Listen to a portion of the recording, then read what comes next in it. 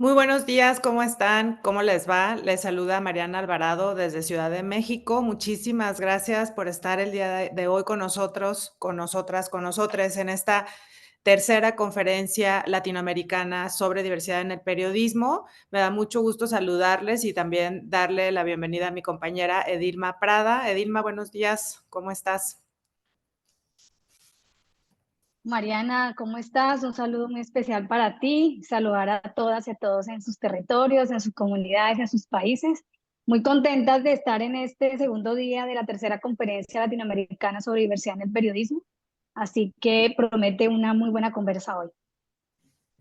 Gracias, Edilma. Pues muy felices también de estar en esta juntancia con agenda propia y también nos han estado apoyando otras organizaciones aliadas como Border Hub, Mexicana de Arte y la Red de Periodistas de a pie. Muchísimas gracias. Vamos a tener algunas de nuestras compañeras más tarde justamente en otro panel.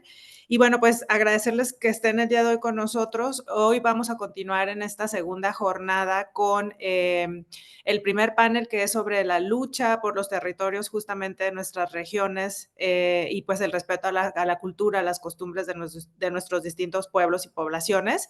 Un tema que nos interesaba muchísimo tocar de manera más profunda, más transversal, más interseccional y que desde las otras dos conferencias previas que habíamos tenido, pues habíamos conversado de estos temas, pero este año justamente conversando con Edilma, pensamos en hacer este evento que fuera de manera más interseccional, ¿verdad, Edilma? Sí, me parece importante recordar que en América Latina hay más de 800 pueblos indígenas, son más de 800 formas distintas de narrar, de contar historias, pero también hay comunidades afrodescendientes, también hay comunidades campesinas, también hay comunidades diversas dentro de esta gran diversidad étnica que hay en la región. Por eso es importante hablar un poco sobre resistencia, sobre lucha sobre territorios de una manera respetuosa e inclusiva, como le hemos venido mencionando desde ayer en el marco de esta conferencia. Muchas gracias. Bueno, y el día de hoy, pues tenemos a importantes y súper experimentados ponentes en esta discusión, que por cierto va a llevar Edilma como moderadora, y me gustaría platicarles un poquito más de Edilma.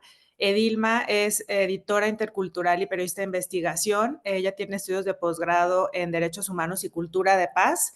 Tiene 20 años cubriendo temas de conflictos armados y socioambientales, pueblos indígenas, Madre Tierra y Fronteras. Ella es fundadora y directora del medio independiente Agenda Propia, especializado en la co-creación de historias sobre pueblos indígenas en América Latina, becaria de la Fundación Gabo del Pulitzer Center, Rainforest Journalism Fund y fellow del International Women's Media Foundation.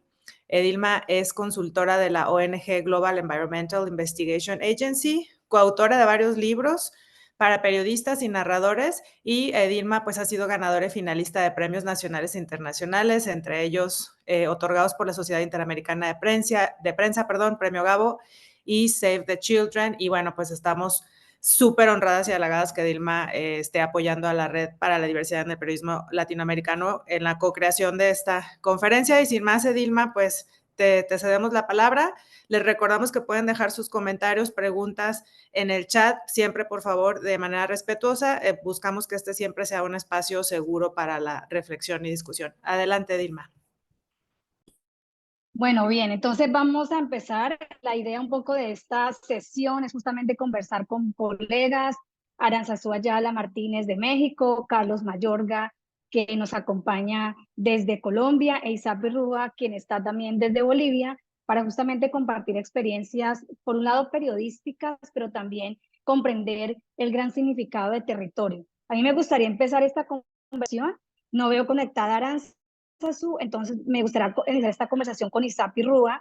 Ella es comunicadora y periodista independiente de medios radiales y medios digitales, escritos enfocados en investigación de temáticas relacionadas con los pueblos indígenas y medio ambiente en la región del Chaco colombiano.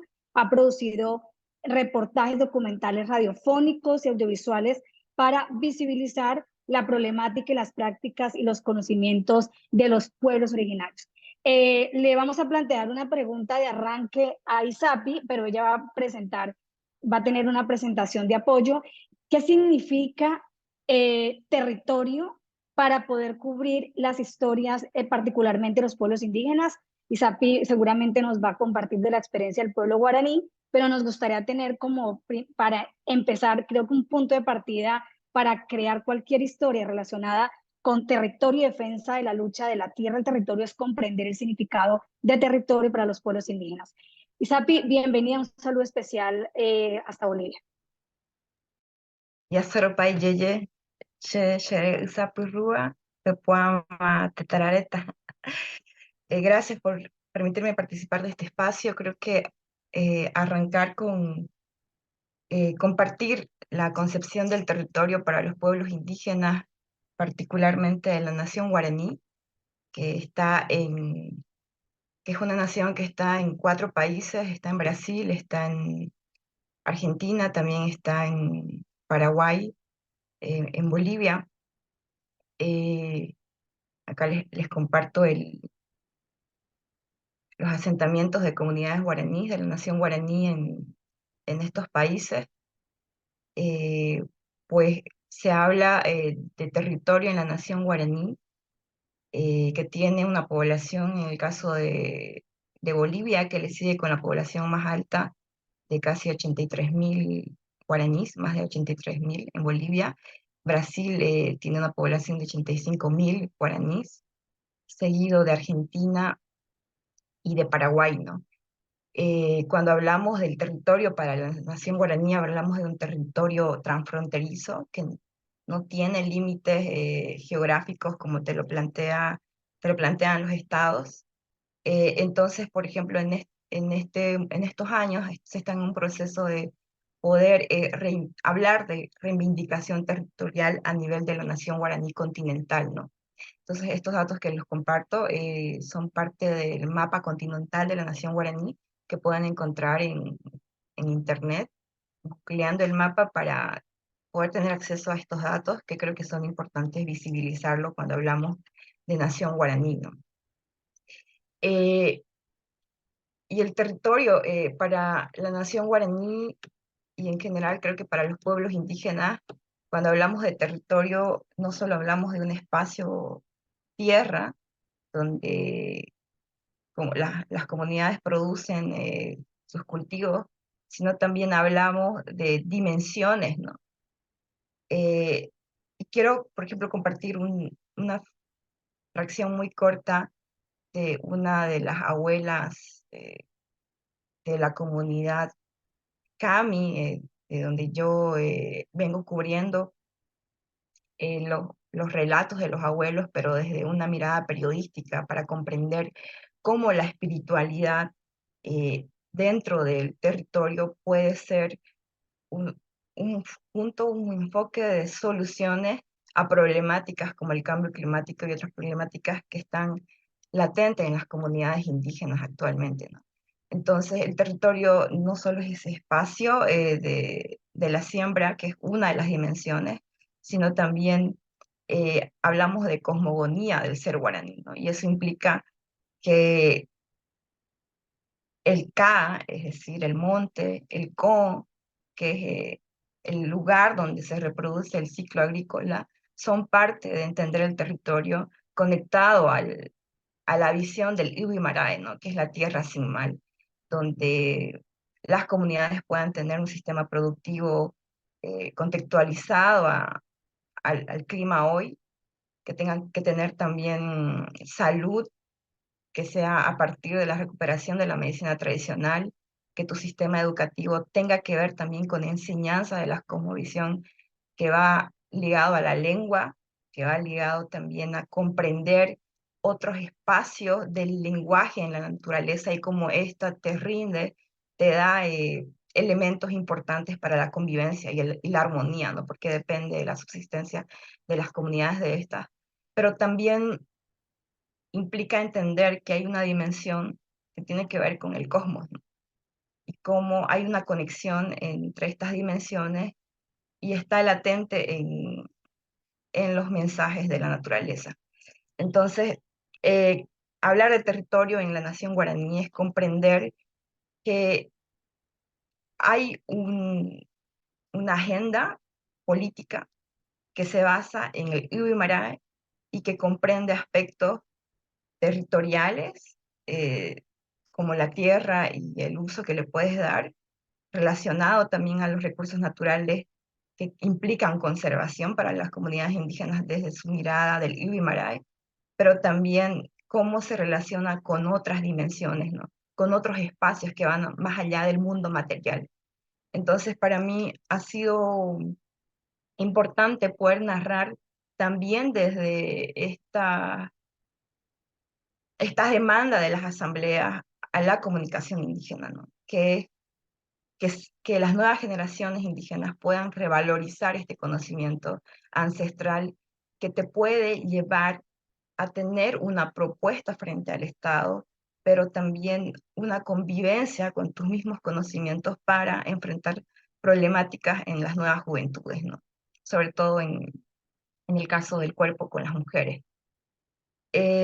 Entonces, para la cosmovisión guaraní, donde exista una convivencia armónica de respeto, de reciprocidad con el otro ser vivo, con el otro hermano, es parte del Tecobe Catu, que es el buen vivir. Entonces, a partir de ello, yo exploro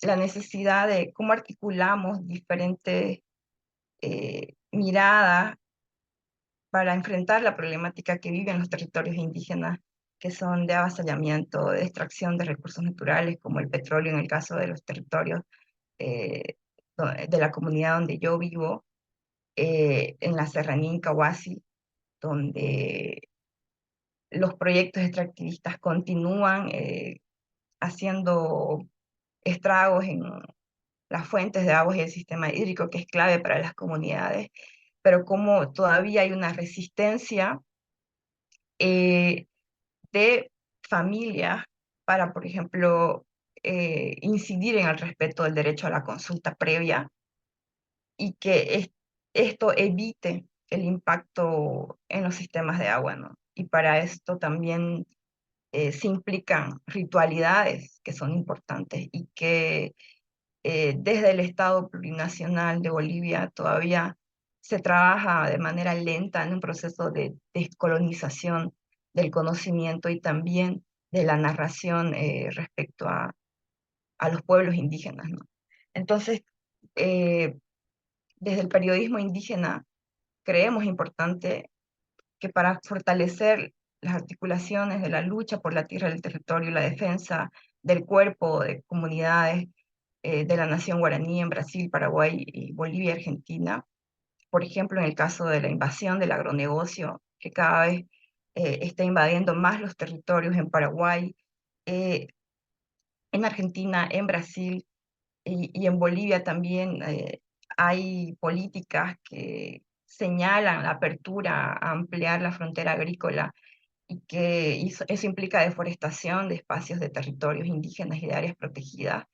Creemos que es clave poder articular diferentes miradas y narrativas para poder comprender estas problemáticas y sobre todo poder rescatar enfoques de soluciones que están en el conocimiento indígena, eh, no solo desde la ritualidad, sino desde una convivencia diaria con los problemas, eh, con las violencias estructurales, pero también con prácticas ancestrales que todavía te permiten una convivencia de alguna forma armónica dentro de la comunidad, ¿no? Porque en las comunidades lamentablemente hoy, eh, por toda la invasión del sistema y la colonización, hay prácticas también divisorias en las comunidades, ¿no? Entre familias, entre sectores, entonces creo que poder visibilizar otros enfoques desde una mirada periodística,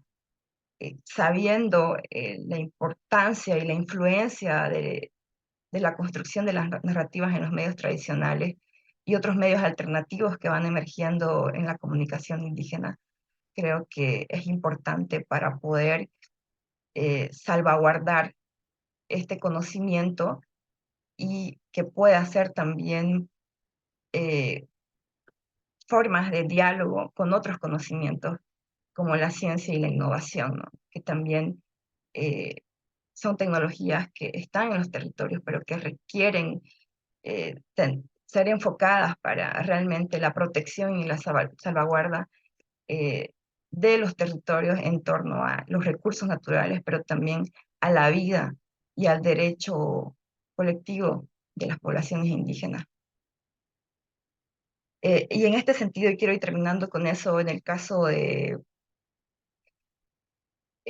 los reportajes que construimos con Agenda Propia, a quien agradezco por el espacio colaborativo, ¿no? y horizontal que teje estas historias, donde co-creamos, por ejemplo, la resistencia del conocimiento ancestral y su relación con el mundo espiritual para hablar de la salud materna, ¿no? En el caso del pueblo guaraní, pues todavía el uso de la partería tradicional está en algunas comunidades, en algunas familias. Yo al recoger esta historia con los datos, con también la experiencia de instituciones que trabajan en el área de salud materna, eh, pu- me llevo más preocupación porque evidencio que los conocimientos cada vez son más desvalorizados, ¿no? Por el reemplazo de conocimientos del sistema de salud convencional, que la idea no es rechazarlos, sino fusionarlos para que, por ejemplo, si la mujer decide tener un parto natural, desde su cosmovisión pueda ejercerlo, que la salud pública pueda dar la oportunidad, por ejemplo, a las parteras que hacen este trabajo en las comunidades y que tienen este conocimiento no solo obstétrico adaptado a la comunidad, sino tienen este conocimiento espiritual que va de la mano del conocimiento obstétrico para, por ejemplo, que los nacimientos sean rápidos, que hayan esas conexiones entre la madre y el niño en el momento del nacimiento para la conexión con la leche materna, que haya ese cuidado hacia el cuerpo de las mujeres con las plantas medicinales y los secretos que son los que manejan las parteras y que vienen de esta relación con este mundo espiritual que les explicaba.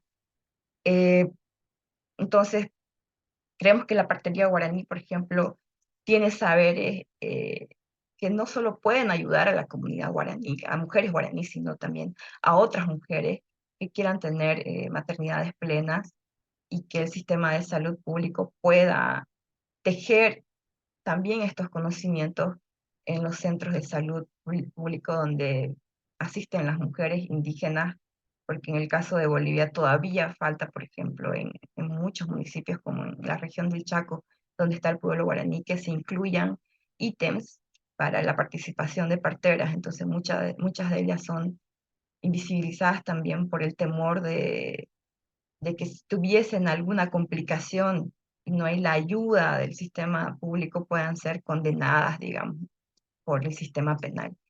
Eh, y bueno, para cerrar, también les comparto el caso de la exploración que hizo de la historia, también a partir de algunos datos de la nación Yampara, ¿no? Que es otra de las naciones indígenas de Bolivia que están en el departamento de Chuquisaca, en los Andes.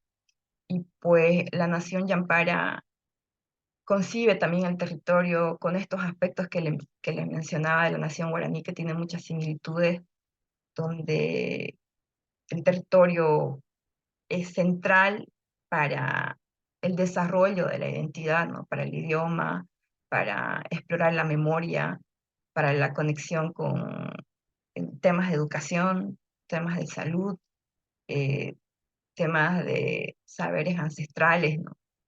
Y cuando yo exploro la historia de rituales para llamar a la lluvia en tiempos de sequía, eh, todavía siento y percibí como rastros muy frescos de esta ritualidad, que es subir a la punta de una de las serranías que tiene la comunidad Angola de la nación Yampará, donde hay vestigios todavía de ruedas con piedras, de coca, ¿no?, de tabaco, que son algunos elementos que se usa para esta ritualidad, y de abuelas que todavía reproducen cánticos en quechua, que muchos de ellos no pueden ser reproducidos o interpretados al castellano para llamar la lluvia, ¿no? Que esto, eh, desde el análisis que también hacen algunos antropólogos y yamparas como Humberto Guarayos, es que en el mundo indígena, cuando sales del mundo material para conectarte a otros espacios donde también están tus ancestros en diferentes dimensiones, eh, esa energía que fluye con los cánticos y ahora se usan rezos católicos, ha llegado a hacer llover en muchas ocasiones en la comunidad, ¿no? Y lo que hoy quedan son algunas familias que hacen esta práctica y que desde la mirada de ellos eh, se necesitan nuevamente rearticular estos conocimientos en la cosmovisión de la comunidad para poder nuevamente hacer llover en tiempos de sequía, ¿no? Como una de las soluciones que ellos plantean. Entonces, yo creo que el, la- el rol, el camino del periodismo indígena, eh, que es el enfoque con el que yo trabajo, es que aporta comunitariamente a la soberanía, a la autodeterminación indígena, con ideas, con narrativas que son contrarias al sistema colonial, ¿no? Eh, Porque la autodeterminación de los pueblos eh, implica que tú decides, defines las prácticas y la preservación de espacios que te conecten con todos estos elementos del territorio para poder llegar al Ubimará, en el caso del pueblo guaraní, eh, y al buen vivir, del cual se habla mucho desde Bolivia, ¿no? Así que gracias por permitir a este periodismo con este enfoque de soluciones desde las prácticas de las comunidades indígenas en toda su dimensión de lo que implica el territorio, para poder asentar estas narrativas, sobre todo en las nuevas generaciones indígenas, que son las que están consumiendo redes sociales hoy también y otros medios de comunicación todavía vigentes en los territorios, ¿no? Así que gracias. Bueno, muchas gracias, Isapi. Les vamos a compartir las historias que mencionó. Una de las más leídas de Agenda Propia es justamente la del ritual de la lluvia. Esto que también entrega como es justamente la ritual y la espiritualidad de historias periodísticas. Reconocer un poco lo que menciona Isapi sobre salvaguardar el conocimiento, la defensa del cuerpo como territorio para las mujeres indígenas particularmente, y por supuesto advierte temas de agronegocios, la presencia de industrias extractivas de todo tipo en los territorios indígenas y cómo a través del conocimiento y el significado del territorio se puede cubrir esas historias. Damos las gracias a los comentarios que están llegando. Gustavo Serrano, también Samantha. Al finalizar un poco las presentaciones de los colegas, vamos a leer los comentarios y hacer como una ronda de palabra un poco más abierta. Bueno, ahora vamos a invitar a Aranzazú Ayala Martínez. Ella es periodista de Puebla, en México. Bienvenida, Aranzazú. Es periodista especializada en cobertura de derechos humanos y de defensa del territorio. Fue reportera en Lado B, donde colabora actualmente con periodismo local. También hace parte del medio Quinto Elemento Lab, coordinadora ejecutiva del proyecto ¿A dónde van los desaparecidos? Y también es coordinadora de un proyecto maravilloso del que justamente nos va a hablar en esta sesión sobre periodismo de lo posible. Aranzazu, bienvenida y tienes tú la palabra para que nos compartas un poco cómo a través justamente de este periodismo se puede unir a las comunidades, especialmente indígenas y otro tipo de comunidades étnicas en México. Bienvenida. Hola, hola, buenos días. Gusto saludar a todas, todos. Muy emocionada de la participación. Disculpen, el formato es que mi computadora hoy me abandonó, así que estoy desde el teléfono. Pero pues nada, primero compartirles justamente este proyecto Periodismo de lo Posible, que es una serie de 12 podcasts que estamos publicando uno por semana. Este lunes vamos a publicar el 11 de 12 y el 30 de octubre terminamos la publicación de la serie, pero contarles un poco qué es esto, ¿no?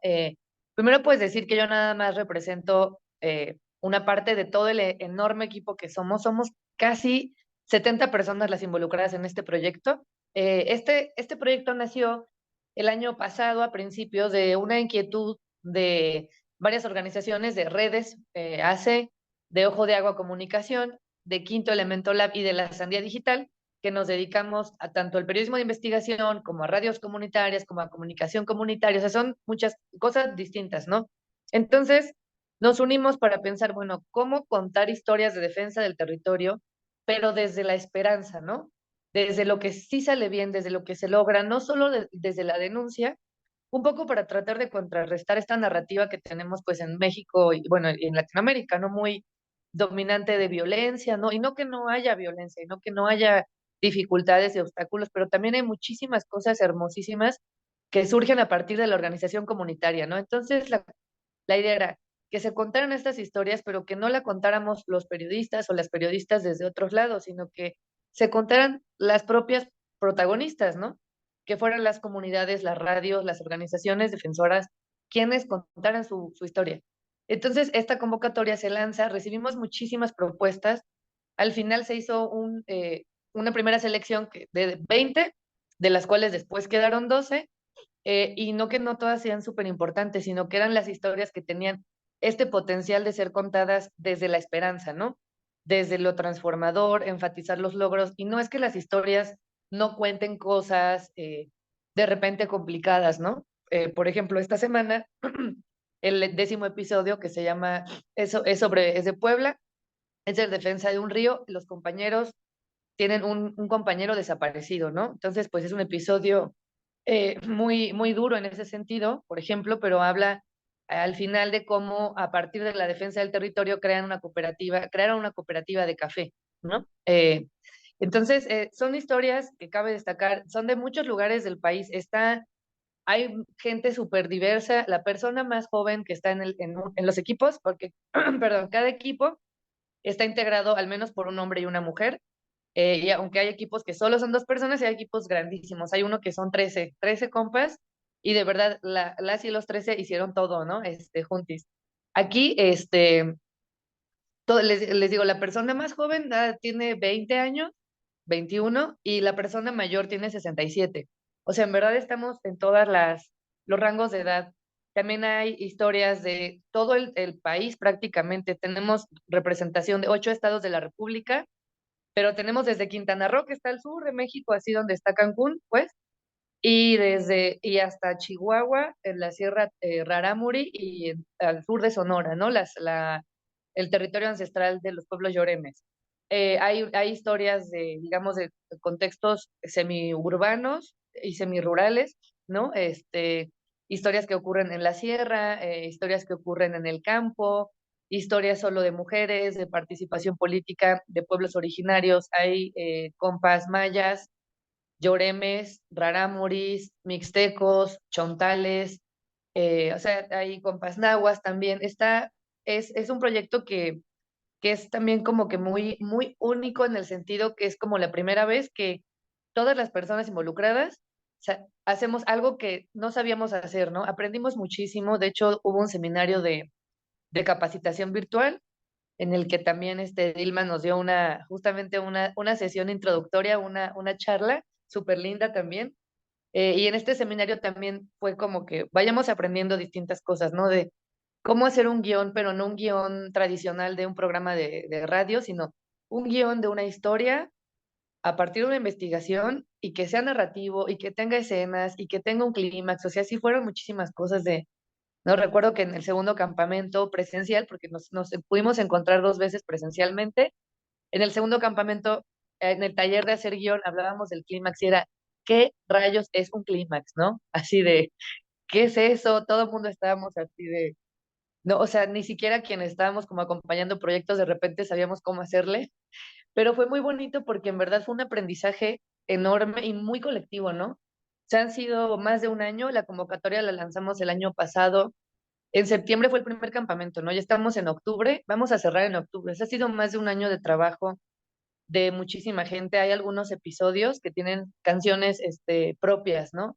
Que les hicieron en las comunidades especiales para los episodios. Por ejemplo, el episodio que acaba de salir, el 10º, el primer episodio también de la defensa de una comunidad de 129 personas contra una mina que de hecho ganó un amparo ante la Suprema Corte de Justicia de la Nación y logró cancelar las concesiones, ¿no? Un pequeño pueblo de 129 personas. Ese es nuestro primer episodio. Ese también tiene canciones propias. El episodio de la Asamblea del Pueblo Chontal también, ¿no? También tiene algunas canciones tradicionales de allá, ¿no? Que grabaron una canción que también es contra la mina y por la defensa de la tierra y la vida. Entonces, es un proyecto que de verdad nos ha enseñado muchísimo, ¿no? O sea, insisto, a todas las personas involucradas.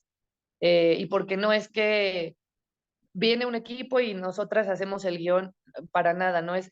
Cada equipo hizo todo ese proceso, cada equipo trabajó un año intensísimo, ¿no? Los guiones, claro que digamos, hubo un acompañamiento editorial y de producción para que estuviera, digamos, para revisar el guión, para que el audio quedara bien, y también, pues, quiero agradecer a toda la gente que somos parte de Periodismo de lo Posible. Somos un montón. Si se meten a la página, en créditos generales, ahí sale así toda la cascada de gente. También cada equipo le decidió agradecerle o sea, ahí fue como de, manden sus agradecimientos porque pues a veces no todas las personas reportearon o grabaron, pero hay gente que ayudó o se sumó en una parte del proceso. Entonces también en los agradecimientos, ¿no? Hay agradecimientos a varias comunidades, también pues toda la gente que hizo la página, la banda que hace el trabajo de redes sociales, la compañera que hizo las ilustraciones que se llama Mari Lechuga, igual, o sea, nada más, ay, muchas gracias. Ahí están, por ejemplo, cómo quedaron. Y también compartirles que todos los episodios han sido presentados en las comunidades por los equipos, ¿no? Eso no ha sido como el mero día de su estreno, pero también ha habido ya una ronda digamos, de devolución a la comunidad, porque uno de los requisitos era que hubiera una autorización de la comunidad para hacer el episodio, ¿no? Y mandaron así cartas con las firmas, con la asamblea comunitaria, ¿no? La firma del comisariado ejidal, o sea, sabiendo que se iba a hacer este proyecto y estando de acuerdo con que se contara la historia, ¿no? Entonces, eso también es algo súper importante de aquí. Y en la devolución en las comunidades ha sido muy hermoso, como en nosotras desde el equipo coordinador hemos estado acompañando también ahí de chismosas, hemos estado en las presentaciones y es muy hermoso también cómo la gente se escucha, o sea, sí los entrevistaron, ¿no? Pero de repente se escuchan y ya escuchan la historia completa y dicen como, órale, es nuestra historia y la contaron ustedes que son de aquí, gracias, ¿no? Y se pueden hablar de la lucha y son momentos muy emotivos. Entonces, pues nada, es un proyecto de verdad que también nos ayuda a salir de esta dinámica de tanta violencia y tristeza de los medios. Digo, como mencioné en la presentación, yo cubro también desapariciones, ¿no? Tenemos un proyecto sobre desaparición, entonces es muy duro, ¿no? Y de repente entrar a estas historias de lo posible que dices, oye, fueron 10 15 años de lucha, pero hay una escuela comunitaria, están recuperaron todos estos terrenos, están recuperando el agua, porque hay una historia bien hermosa de cómo la agroindustria les quita el agua en el campo en Guanajuato, y las señoras tienen un proyecto de recuperación de agua y captación de agua pluvial con cisternas que ellas mismas construyen, y además el agua está, o sea, está como que limpia y ya no está contaminada. Entonces dices, las señoras les toma 2, 3 años hacer la cisterna y la hacen y ya tienen agua, ¿no? Entonces son como que como pequeños destellos de alegría y esperanza que dices, sí se puede, ¿no? E inspira, y creo que es bien importante también insistir en la importancia de toda la gente que defiende la tierra y el territorio, porque pues Latinoamérica es la región más peligrosa para personas defensoras de la tierra y el territorio, y creo que la gente de repente en las ciudades no sigue sin entender que lo que se defiende allá lejos, en la sierra, en el campo, en el bosque, en el mar, es lo mismo que afecta aquí, ¿no? Está eso mismo territorio general. Entonces también esta serie busca un poco enfatizar la importancia de todas estas luchas, ¿no? De lo posible. Y pues la idea es seguir compartiendo, ¿no? Este proyecto y todas estas historias. Vamos a hacer una segunda edición, todavía no sabemos bien cómo, pero vamos a hacer otra convocatoria para que pues se siga, ¿no? Tratando de contar historias desde lo esperanzador. Eh, y nada más que a recordar que todo el contenido es de libre descarga y reproducción. Lo pueden descargar directo de la página, lo pueden compartir, también las ilustraciones, ¿no? Todo esto es como pues ahí está para que se comparta y nada, pues que las voces de lo posible sigan reproduciéndose. Bueno, gracias, Aranzazú. Yo creo que lo importante que nos mencionas es que hay ejercicios periodísticos, comunitarios, colaborativos, participativos, como los que presenta alrededor de la narrativa de esperanza y sobre todo que sean las mismas comunidades las que cuenten y narren sus defensas, sus luchas, como por ejemplo la defensa por el agua y de la tierra. Ahí ya en el chat compartieron los enlaces para que puedan conocer esta experiencia que también tiene una ilustración maravillosa. Así que gracias, Aranzazú, por contarnos tu experiencia de trabajo con las comunidades y sobre todo hacer periodismo distinto, ¿no? Como tú lo dices. Bien, ahora vamos con Carlos Mayorga. Él es periodista colombiano de investigación del medio Verdad Abierta. Fue periodista en Rutas del Conflicto. Es miembro de la cuarta generación de la Red Latinoamericana de Jóvenes Periodistas de distintas latitudes. Ha sido ganador de varios premios de periodismo nacional e internacional. Es comunicador social y le interesa temas relacionados con los derechos humanos, el periodismo de investigación, medio ambiente, género, y por supuesto el tema de conflicto armado y paz en Colombia. Carlos nos va a hablar nos va a presentar también experiencias de investigación periodística sobre despojo de tierras en la selva chocuana, que son territorios afrodescendientes en Colombia, y también me gustaría que nos dé técnicas y claves, Carlos, sobre cómo investigar temas relacionados con versiones oficiales frente al derecho de la tierra y también el tema de negocios, de agronegocios o negocios verdes que ustedes han venido reporteando en los medios que ya mencionamos donde has trabajado. Carlos, bienvenido. Edilma, un saludo y un saludo para todas y todas. Muchísimas gracias por invitarme a este espacio, es un honor. Como lo mencionas, quiero hablarles a los invitados, a quienes nos escuchan, de dos investigaciones. Voy a compartir mi pantalla. De dos investigaciones que he realizado en el portal Verdad Abierta, un medio que durante 15 años ha trabajado distintos temas de derechos humanos, particularmente que se atraviesan con el conflicto armado colombiano. Despojo invisible de una selva chocuana es la primera investigación. En esta, durante 6 meses, estuve siguiendo la pista de una denuncia de una comunidad negra en el Pacífico colombiano, en el departamento del Chocó, sobre, digamos, un poco la denuncia con la que se presentaron ante mí las comunidades negras, el Consejo Comunitario, que es una figura en Colombia en la que se agrupan a las comunidades negras. En particular, digamos, una de las funciones es para poder acceder a la tierra de manera colectiva, que eso también es muy importante tenerlo en cuenta frente a la visión del territorio, no un territorio que se mide o que se piensa por individuos, sino se piensa por comunidad. Y esta inquietud que tenía la comunidad era que había un empresario que estaba llegando con papeles legales, de que tenía propiedad sobre un pedazo de tierra, 32.450 hectáreas de tierra, que esto para ser un equivalente es más o menos un territorio como la isla de Malta. Entonces le quería quitar este pedazo de tierra al Consejo Comunitario que por muchos años había luchado la titulación colectiva de esa tierra en el sur del Chocó. Pero cuando empezamos a investigar y esto es un poco lo que quiero compartir con ustedes en el panel frente a esta reflexión sobre el territorio, de lo que uno puede aportar en el trabajo periodístico, es en develar o poner por lo menos en expuesto a las personas responsables de las afectaciones de las comunidades frente a frente a las afectaciones en sus territorios.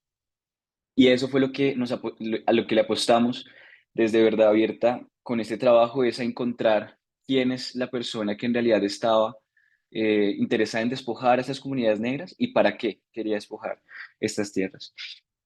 Y cuando empezamos a jalar los hilos, empezamos a encontrar que no era un empresario colombiano el que estaba interesado en quitarles la tierra, sino que se trataba de una maraña empresarial que iba por Panamá, llegaba hasta Texas, Estados Unidos, y terminaba en Canadá, con un empresario de una reputación bastante cuestionable que se llama Daniel Alexander White. Em, un poco, bueno, esta es la página del especial multimedia, en donde un poco empezamos a ubicar a los lectores qué es lo que vamos a empezar a tratar. Este es el Pacífico colombiano y esta es la comunidad de Cipí. Empezamos no solamente a contar qué es lo que fraguaban estos empresarios para quitarle la tierra a las comunidades, sino que hicimos un trabajo un poco más amplio para entender por qué apremiaba empezar a revisar estas comunidades, y revisamos las características del contexto para también que el lector pueda entender cómo viven estas comunidades y cómo además son bastante frágiles frente a un despojo jurídico. Así que les contamos que es una comunidad negra que vive en medio del conflicto armado entre dos facciones de grupos armados ilegales en Colombia, que la mayor oportunidad para mejorar sus economías familiares es vincularse a grupos armados ilegales, a la minería ilegal, a economías forestales o a la minería ilegal. Entonces hacemos esta descripción de lo que es el territorio y cómo además, bajo estas dinámicas tan agudas, esas comunidades negras resisten y construyen y buscan sus economías fuera, además de estas que son las mayores oportunidades ilícitas de alguna manera. Eh, Hacemos toda la descripción de lo que es lo dudoso de los títulos, hacemos una investigación a profundidad de las tierras de las comunidades, explicamos lo que es la figura de la titulación colectiva de las comunidades negras, como por años han buscado tener esa seguridad jurídica sobre sus tierras, que digamos, no se ha traducido en lo efectivo, y cómo había llegado un empresario a intentar quitarles un pedazo de su territorio. Luego empezamos a contarle al lector para qué querían los empresarios esta tierra. Esta zona del Chocó es bastante rica en minerales, sobre todo en oro y en platino.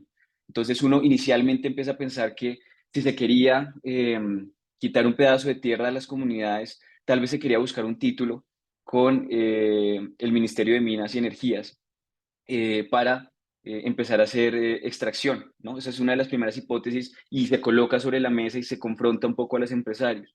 Pero otra que queda eh, expuesta, porque los mismos empresarios los dicen, es que quieren hacer un proyecto de bonos de carbono, y es donde también empezamos a ver que las economías forestales son ahora uno de los retos que afrontan las comunidades étnicas en Colombia y en general en Latinoamérica. Lo hemos visto con los colegas de Mongabay, que también han hecho un trabajo muy extenso sobre esto.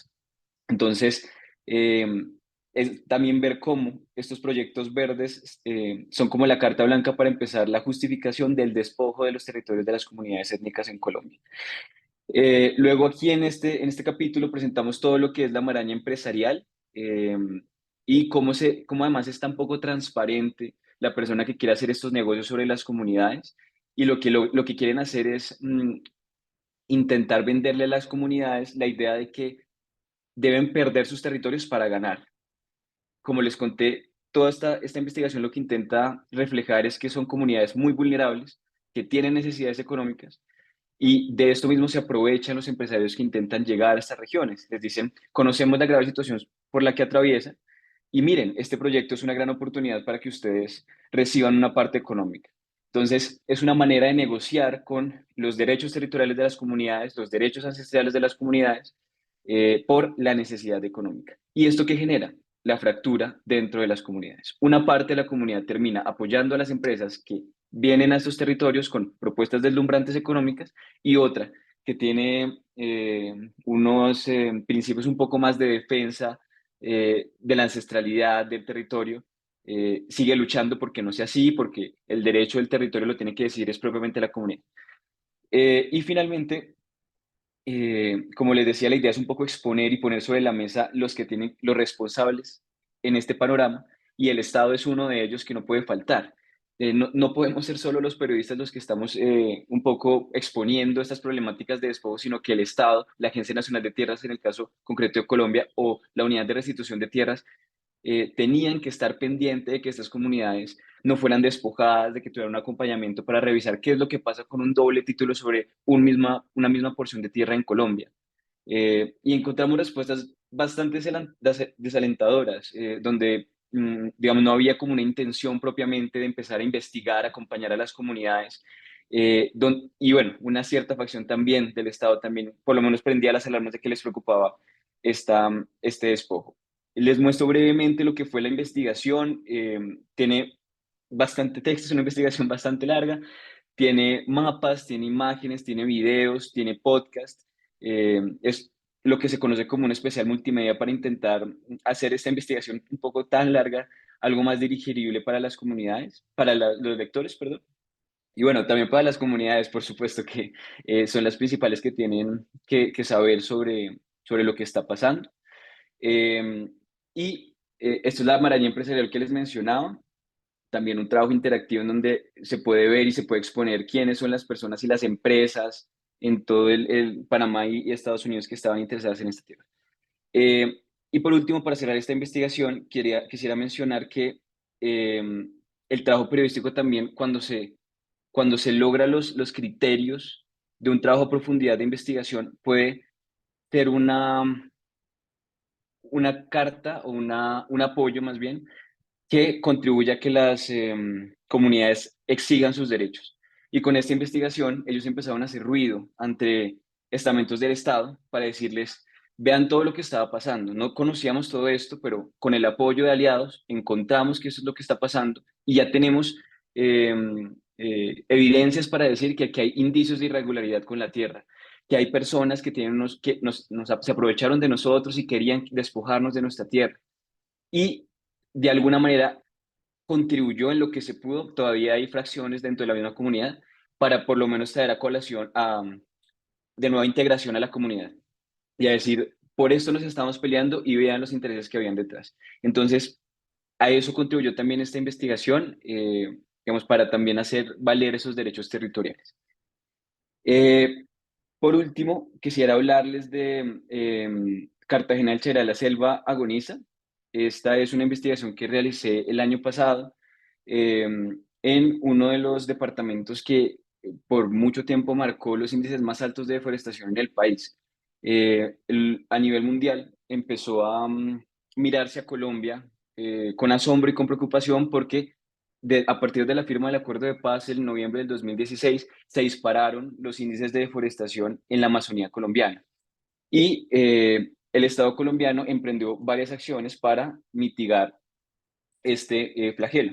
Entonces, inicialmente hablo acá de las comunidades campesinas que viven en esta región, que por muchos años fueron promocionadas por el mismo Estado para territorializar la Amazonía colombiana y luego le colocaron una figura de protección ambiental a la Amazonía. Entonces, muchas comunidades quedaron ahí un poco maniatadas porque nunca pudieron hacerse a la titulación de la tierra. Esa figura se llama zona de reserva forestal. Entonces, también hay una configuración frente a lo que es la visión territorial del campesinado de la Amazonía, porque muchos no pueden tener seguridad jurídica sobre la tierra y por eso mismo no pueden acceder a ciertos beneficios frente a lo que ofrecen los títulos de tierra. Por ejemplo, sacar créditos para, no sé, impulsar proyectos en lo que están haciendo en sus fincas o sus parcelas. Pero además, lo problemático es que esta región ha sido por muchos años controlada por las extintas FARC y ahora por las disidencias de las FARC.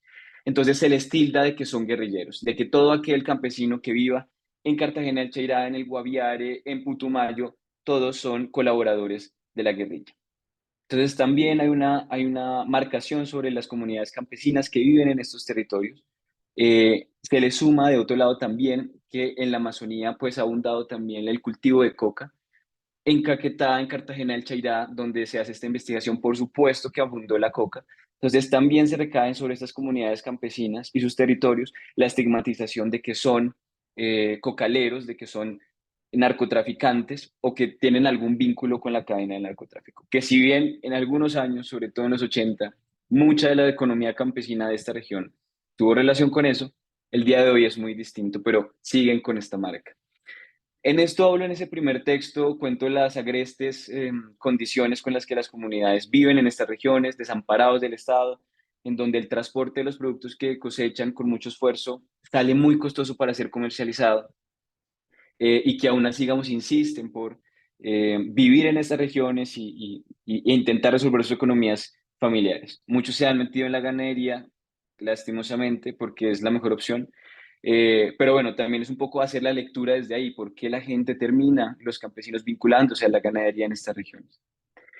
Y finalmente, como lo decía Silma, en este espacio quería hablar sobre todo de lo que es desconfiar un poco del Estado cuando encontramos temas de líderes sociales que tocan temas de territorio. Eh, en esta investigación encontramos que por esta preocupación que había a nivel internacional de que Colombia estaba registrando índices muy altos de deforestación, el anterior gobierno del expresidente Iván Duque planteó una operación que se llama el Plan Artemisa, con el cual buscaba disminuir o capturar a los grandes deforestadores de la Amazonía. Pero lo que terminó pasando es que en algunas regiones capturó a líderes, lideresas y campesinos que su único delito era vivir en zonas de reserva forestal. Y esto es un poco lo que exponemos en este capítulo. Eh, el Ministerio de Defensa, la Fiscalía y otras partes del Estado presentaron con los rostros de los campesinos y líderes resultados de que habían capturado a los grandes deforestadores y hablamos con ellos, que muchos de ellos están judicializados en este momento y atravesando un proceso judicial. Nos decían que su único pecado pues era vivir en estas zonas y que habían de alguna manera, algunos de ellos irónicamente, trabajado porque la gente mitigara la deforestación en estas regiones. Entonces, bueno, esto es un poco también de lo que les quería compartir frente a estas versiones oficiales que a veces nos llegan, que además marcan a las comunidades, ¿no? En muchos casos nos quedamos solo con lo que dice el ejército, con lo que dice la fiscalía, y no comprendemos como periodistas, normalmente periodistas de la centralidad de los países, de Bogotá en este caso, y que también apoyan a elevar esas versiones y quedan marcadas estas comunidades. Por último, para mitigar esta estigmatización o estas marcas o estos daños que se ha hecho sobre esta comunidad, le apostamos también a contar otra parte de la historia, en donde los campesinos no son los grandes deforestadores, no son los ganaderos, no son los cocaleros, sino son personas como este campesino que está acá, que tenía un proyecto maderable, que tenían morich, que tenían, bueno, otras apuestas de agricultura en la Amazonía colombiana y que de alguna manera también nos habla de lo difícil que es hacer una cosa distinta frente a lo que siempre se les marca cuando no hay apoyo del Estado ni de la sociedad. Entonces, bueno, esto también es otra manera de contar estos territorios que han sufrido esta estigmatización y con el apoyo de una compañera mexicana, bueno, varias compañeras mexicanas, entre ellas una que nos acompaña en el panel como la organizadora, Gogo, con sus ilustraciones, hicimos una versión adaptada de esta investigación frente a lo que son las nuevas narrativas en el periodismo. A eso se le llama scrolltelling. Y en lo que consiste es que mientras uno desliza el cursor, le van apareciendo elementos interactivos, ilustraciones, podcast, imágenes, texto, que te van contando la historia de lo que es una investigación mucho más robusta y que ciertamente no todo el mundo accede a leer. Entonces, quería compartir por esto último con ustedes otras maneras de contar las historias para que no nos quedemos como los formatos tradicionales, que no siempre son los más democráticos. Esta apuesta intentó ser un trabajo un poquito más democrático para contar esta historia. Y termino de darles un poquito de scroll para dejarlos y dejarlas antojadas y luego les compartiremos, si es el caso, los links. Muchísimas gracias por el tiempo. Sí, muchas gracias, Carlos. Puedes compartir el link aquí en el chat, que estamos compartiendo también todos los enlaces, las redes sociales de ustedes. Me parece muy importante rescatar de lo que mencionas en toda tu exposición, visión colectiva del territorio. También lo mencionaba en su momento Isapi y también lo delineó un poco con las palabras Aranzazú. Despojo del territorio es uno de los temas que deben estar presentes en la agenda periodística no solamente de Colombia, sino de América Latina, cuestionar siempre la verdad oficial o las versiones oficiales con investigación y, por supuesto, indagar en temas relacionados con fracciones del derecho al territorio y especialmente todo el tejido comunitario. Entonces, en este caso, yo recomendaría, por ejemplo, colegas, a que consulten el convenio 169 de la OIT, que habla sobre la consulta previa, libre e informada, que es uno de los derechos territoriales que más se violan por todas estas entradas de mineras, petroleras y cualquier proyecto. Y ahí también en este convenio 169 de la OIT hay una comprensión general del derecho al territorio. Como lo decía un poco Aranzazú, los pueblos indígenas tienen amparado y las comunidades originarias, sean campesinas, sean afrodescendientes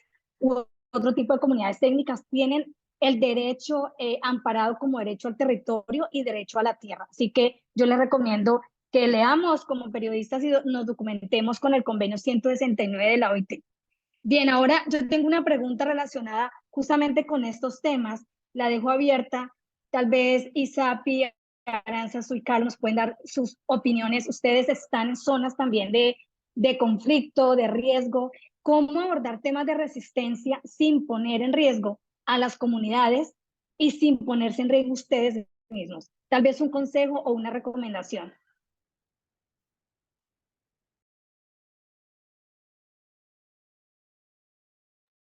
Bueno, si quieren, yo tomo la palabra, tal vez, ¿está bien? Sí, Carlos, dale. Em, bueno, yo creo que esa es la primera condición que yo pongo al momento de realizar una historia. Muchas veces lo que le presento a los líderes así, en general comunidades, cuando empiezo a interesarme por un tema es, ¿esto en qué punto usted lo puede afectar? Si esto lo afecta de alguna manera, miremos maneras para mitigar esos riesgos. Entonces, la primera opción que yo le presento es si la conversación o la información que usted me comparte se puede emplear en una nota periodística, sí o no, o si esto puede ser solo para contexto. Y si lo puedo citar con su nombre o puedo decir líderes de la región, lideresas de la región, fuentes, voces de la región, ¿no? Es un poco también intentar desdibujar esa responsabilidad. Quiero poner como ejemplo que se sale, bueno, ligeramente no tanto del tema del territorio, una historia que estoy escribiendo en este momento sobre reclutamiento de menores y fui a hablar con una comunidad específicamente indígena, pero tenía mucho miedo de que por ser una comunidad indígena en ese departamento, que son muy pocas, pudiera recaer la responsabilidad sobre ellos. Y lo que busqué fue hablar con, por ejemplo, mecanismos del Estado que tengan conocimiento sobre este fenómeno, la Defensoría del Pueblo, la Gobernación, la Alcaldía y ONGs que puedan hablarme pronto del panorama departamental para no recaer la responsabilidad de ese fenómeno solo sobre esa comunidad. Entonces, tomo la historia, un poco la temática a partir de esta comunidad específica, ejemplarizo cosas superficiales sin colocar, digamos, detalles de lo que está ocurriendo en un departamento específico y lo maximizo, lo expando con otras fuentes institucionales o de ONGs que intenten quitarle el riesgo a las comunidades. Eso podría aportar yo. Me gustaría escuchar a Aranzazú, que también está en un contexto realmente esto, de conflicto, no sé, tal vez la experiencia que nos presentaste obedece a ello también, una forma de protección de las comunidades.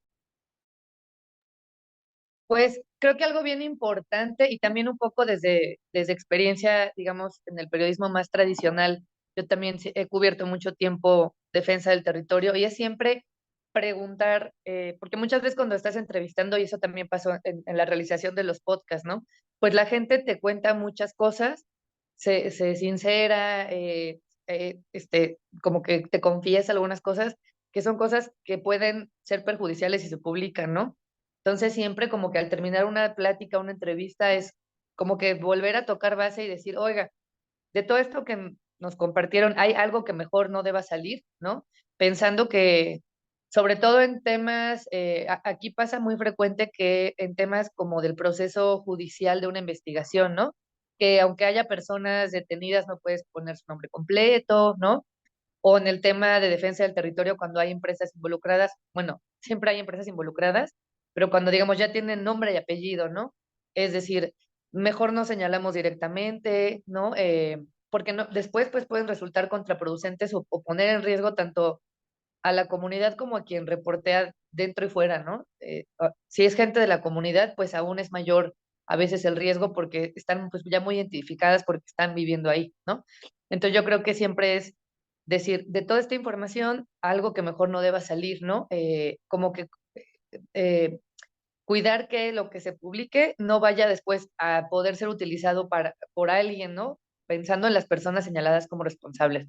Y bueno, además que siempre desde el periodismo hay que tener pues constantes cuidados en aquí la recomendación también es hacer un análisis de contexto previo, ¿no? Igual en el periodismo de lo posible, con los equipos, sí, se hizo, cada equipo hizo su como mapeo de actores, ¿no?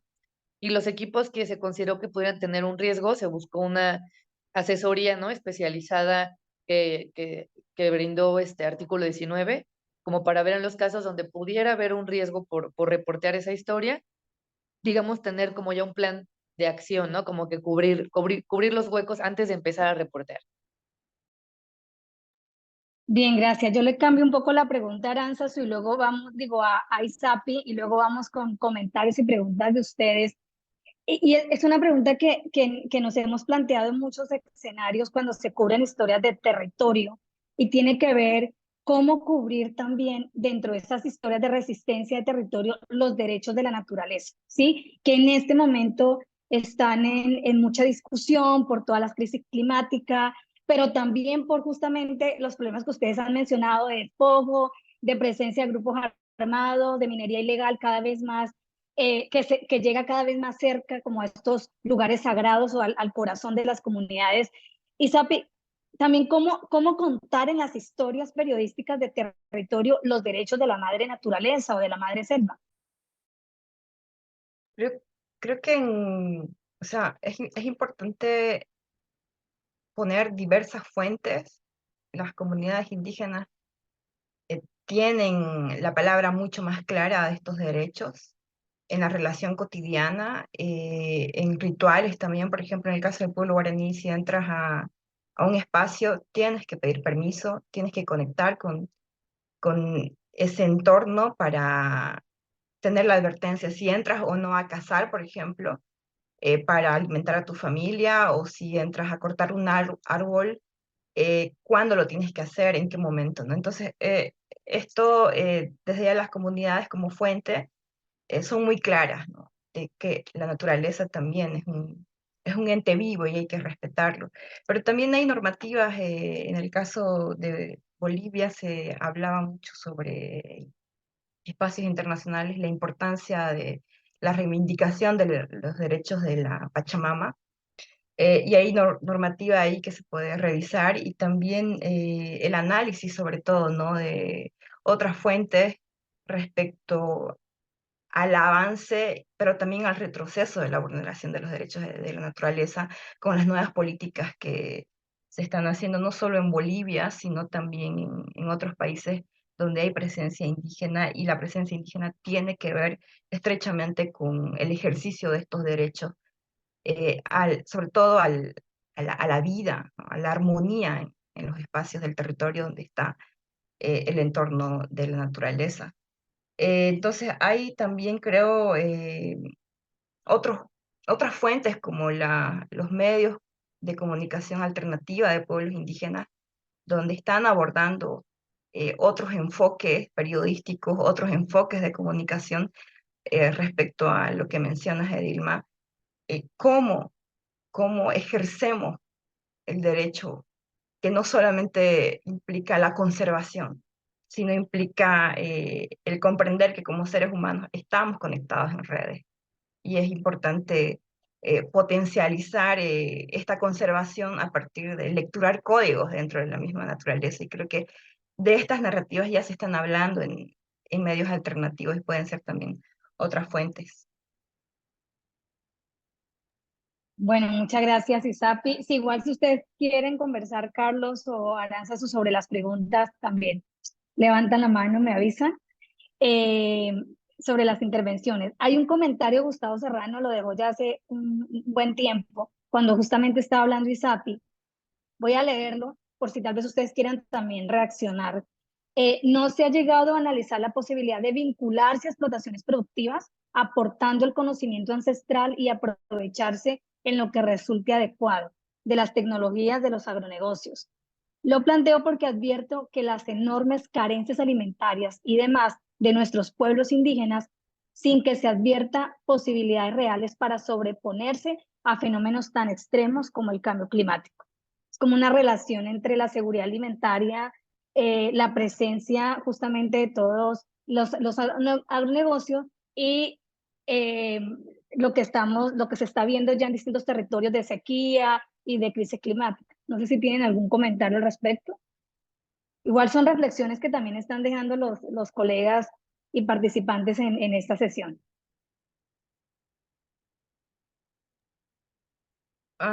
Si me permite. Sí, Yo bien, ya dale. mencionaba antes la importancia de poder generar puentes de diálogo entre los conocimientos indígenas, por ejemplo, en el sistema productivo, que todavía ejercen muchas comunidades indígenas, y el conocimiento de la tecnología, de la innovación, en el caso del sistema agrícola de monocultivos, ¿no? Por ejemplo, el uso de maquinarias. Estos diálogos los hemos podido nosotros generar en algunos espacios de la radio, porque también hacemos radio, para poder potenciar los sistemas agrícolas. El tema acá es el interés del agronegocio, ¿no?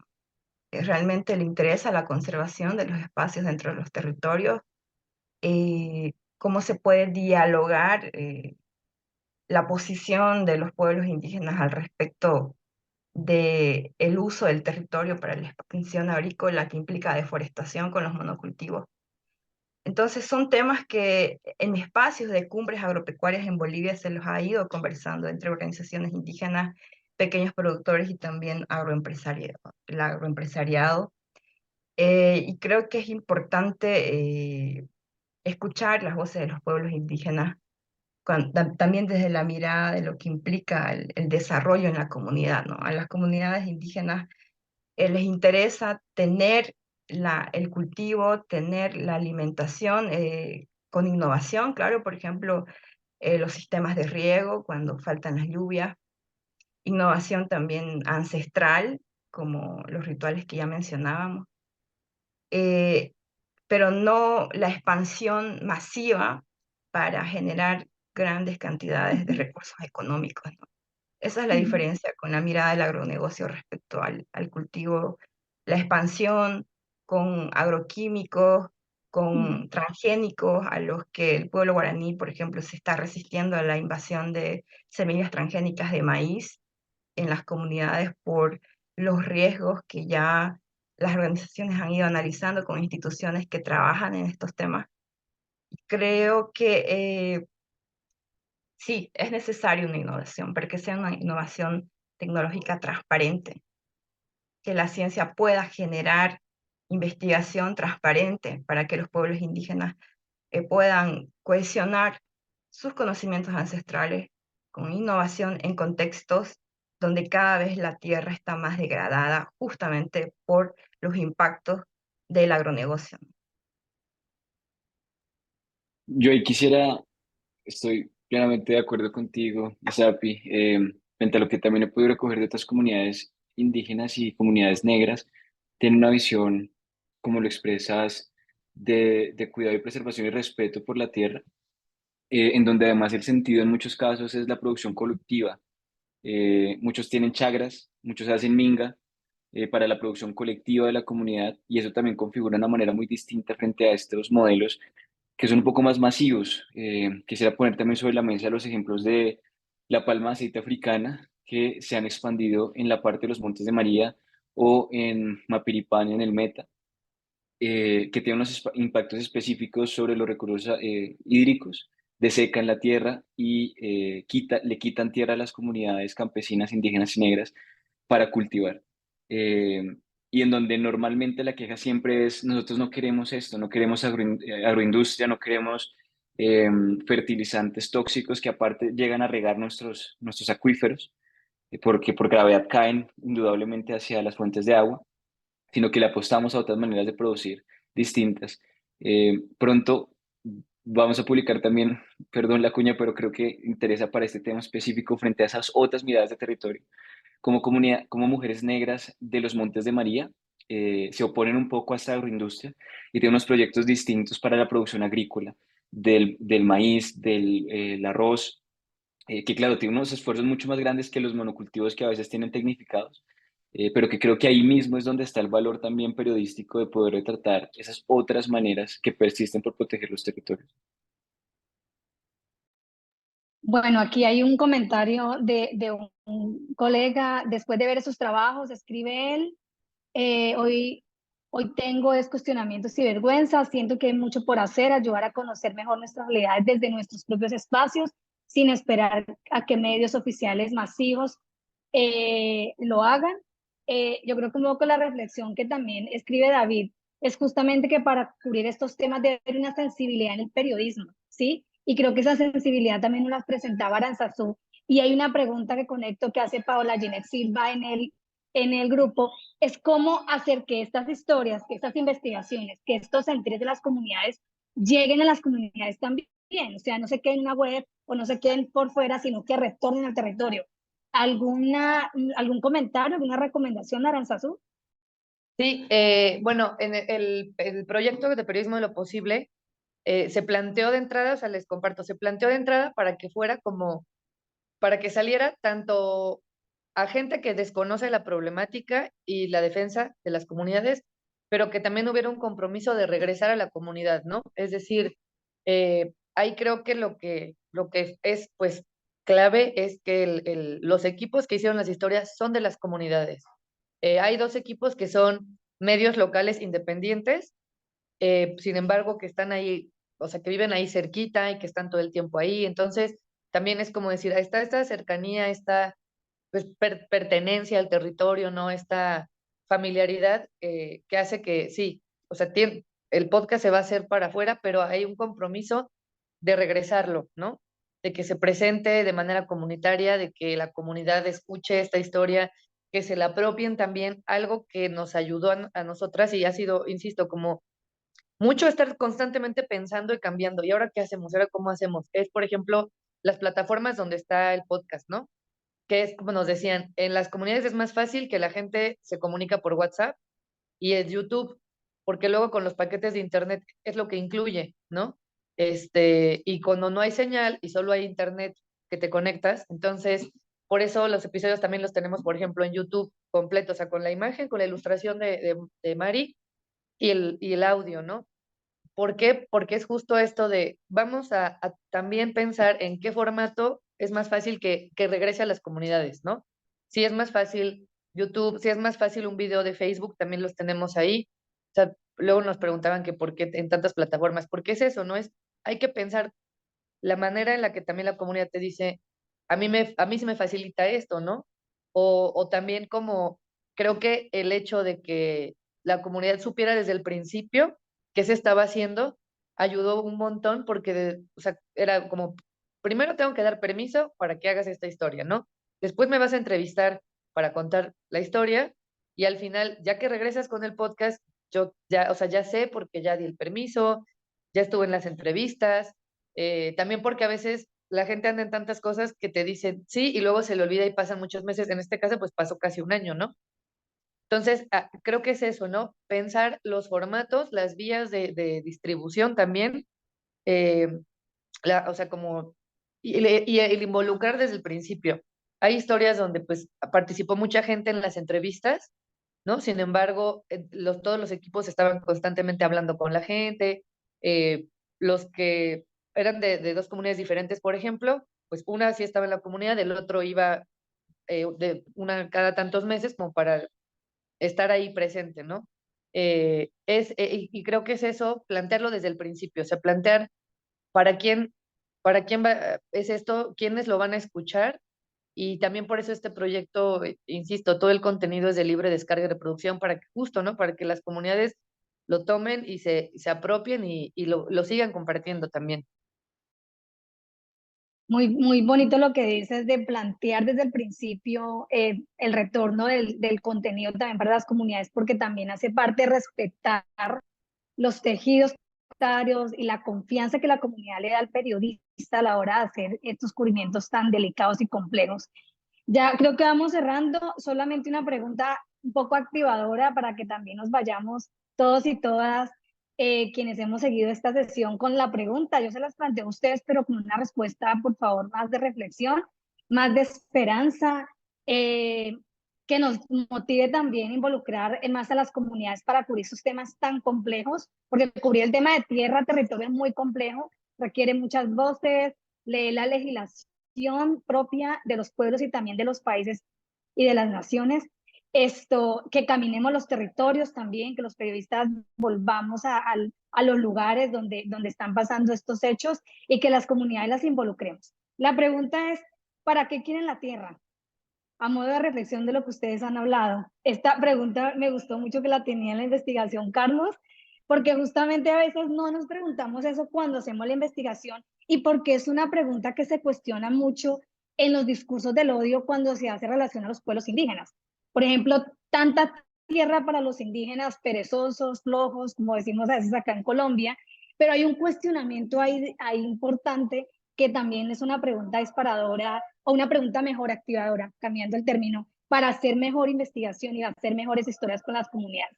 Les dejo la pregunta para una reflexión y ya luego vuelvo yo y cerramos con Mariana. Tal vez Isapi. ¿Para qué quieren la tierra? Para ser en su existencia, en su cosmovisión, que no implica cantidades de hectáreas, implica tejidos que se articulan desde los ríos que no tienen inicio ni fin, desde las transiciones de los bosques, ¿no? Y también de animales que fluyen por ahí. Me quedo con esta frase que suelo escuchar a muchos abuelos de las comunidades y es que la tierra no es de nosotros, nosotros somos de la tierra. Y las resistencias dentro del territorio también conllevan a entender que tenemos el derecho de ser, de existir de formas muy diversas al sistema, ¿no? Y es importante, creo que escuchar las voces de los jóvenes y de los abuelos para tejer otras narrativas que justamente enfoquen también la mirada de para qué quieren la tierra a las nuevas juventudes hoy, ¿no?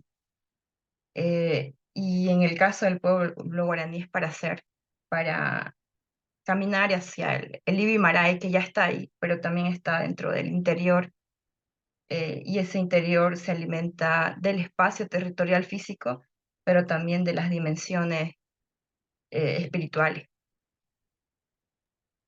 Gracias, Isapi. Dale voz a los animales también y a las plantas. Aranzazú, tu reflexión. Sí, después de escuchar, o sea, en esta aventura de periodismo de lo posible, a tantos compas de tantos lugares tan distintos geográficamente, que al final se dieron cuenta que están en la misma lucha, ¿no? O sea, que lo que ocurre en el sur de México ocurre en el desierto de la frontera norte y en lo que ocurre en toda Latinoamérica, ¿no? Y finalmente la tierra y el territorio son la vida misma, ¿no?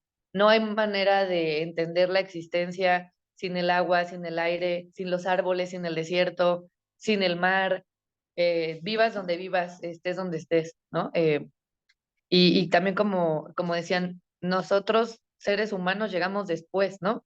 La naturaleza, la tierra, el territorio, ahí está, estuvieron y ahí estarán. Entonces, creo que suena muy simple, pero engloba muchas cosas, ¿no? La tierra y el territorio son la vida misma, es eso. Carlos.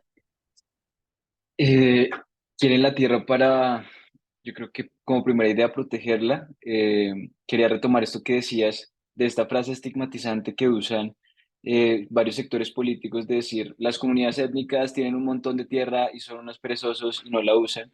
Pero cuando ponemos esa frase en un tamiz de realidad, vemos que la mayor parte de tierras están en zonas protegidas, o la mayor parte de tierras no son para cultivar, ¿no? Entonces también vemos que lo que le pertenece a las comunidades indígenas, afortunadamente también está siendo destinado para la protección.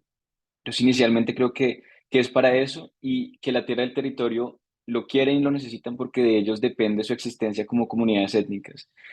Entonces, por ahí sería.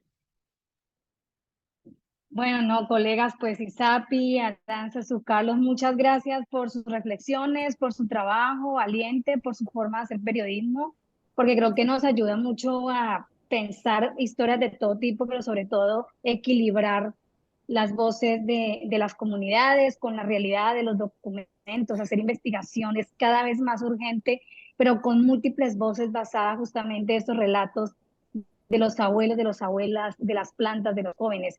Yo les quiero hacer una recomendación y también un regalo si lo quieren considerar así. En Agenda Propia tenemos una caja de herramientas que le llaman mochila de saberes porque los periodistas nos cargamos la mochila y también los pueblos indígenas. Hay una guía y es un formulario para investigar derechos territoriales. Son 8 preguntas activadoras para crear una agenda periodística sobre temas de derechos de territorio, particularmente tiene enfoque en pueblos indígenas, pero esas preguntas no las podemos hacer perfectamente para hacer historias de pueblos indígenas, de comunidades negras, de comunidades campesinas. Ahora les voy a dejar por acá el link. Son solamente 8 preguntas que la pueden descargar, la pueden imprimir para que también haga parte de sus herramientas de trabajo y de periodismo.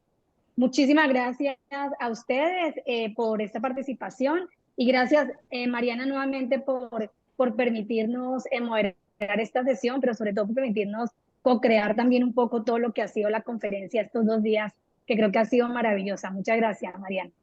No, hombre, Dilma, muchas gracias a ti, gracias a Carlos y Sapia Aranzazú. Excelentes proyectos. La verdad es que este espacio ayer y hoy ha sido muy inspirador y sobre todo pues de mucha reflexión y nos da mucho gusto leer los comentarios de la gente que está conectada, sobre todo como estas reflexiones tan profundas que hemos tenido ayer y hoy y es una alegría leer comentarios tan buenos como en el sentido de generar más conciencia, ¿no? De lo que tenemos que hacer y eso realmente es lo que busca la red, eso, un trabajo colectivo, impulsar la diversidad, mejorar las coberturas, pero sobre todo poner los temas en la agenda periodística, por supuesto que ya se está haciendo, pero necesitamos todavía hacer mucho más y estamos muy, muy agradecidas con Edilma, con el Nice Center, por apoyarnos en esta conferencia. Y bueno, muchísimas gracias. Nos vemos en punto de la hora, que serían las 11 de México, 12 de Colombia, 12 de Austin,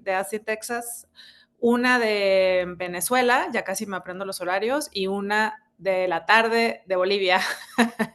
y ya. Y bueno, vamos a tener un panel muy interesante, será nuestro panel de cierre. Vamos a hablar justamente de tejer redes y esfuerzos colectivos para seguir avanzando en el tema de la diversidad. Entonces les esperamos. Por favor, el link que recibieron con el que se conectaron ahora hace 1 hora y 20 minutos es el mismo link con el que se puede volver a conectar. Vamos a terminar la sesión y les pedimos mucho también que nos apoyen a promover la conferencia en redes sociales. Muchísimas gracias, nuevamente y nos vemos en un ratito más. Gracias, un abrazo. Hasta luego, gracias. Muchas Gracias gracias. por la Un abrazo, invitación y gracias. por compartir.